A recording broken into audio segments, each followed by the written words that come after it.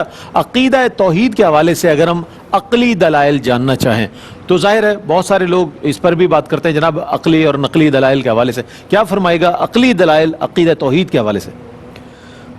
جی یقیناً عقل کو اللہ رب العزت نے ایک ایسا شعور عطا فرمایا ہے اپنی بارگاہ سے، اس کے اندر ایک صلاحیت اور استعداد ودیت فرمائی ہے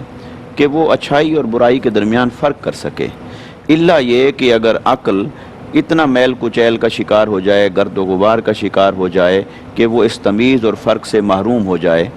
لیکن اللہ رب العزت نے انسان کو جیسے فطرت کے اندر اپنی ذات کا شعور اور اپنی ذات کا ادراک اسے ودیت فرمایا ہے، ایسے عقل میں بھی بنیادی طور پر یہ استعداد موجود ہے کہ وہ غور و فکر کر کے اللہ رب العزت کے وجود تک پہنچے، اسے مانے اور اس کو جانے۔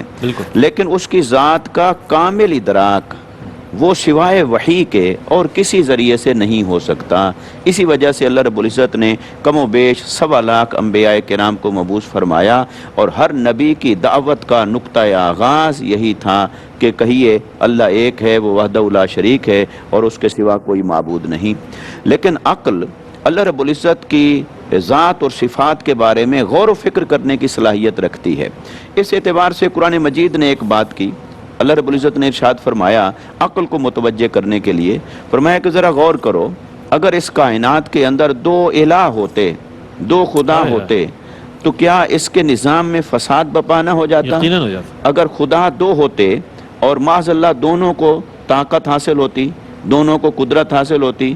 تو ایک خدا سورج کو نکالنا چاہتا ہے، ایک ڈبونا چاہتا ہے، ایک کسی اور وقت پہ نکالنا چاہتا ہے، ایک کسی اور وقت پہ ڈبونا چاہتا ہے۔ اسی طرح ایک کسی انسان کو پیدا کرنا چاہتا ہے، دوسرا اس انسان کو موت دینا چاہتا ہے، ایک انسان کو رزق دینا چاہتا ہے، دوسرا اسے محروم کرنا چاہتا ہے، تو پھر ایک خدا اسے صحت دینا چاہتا ہے، دوسرا اسے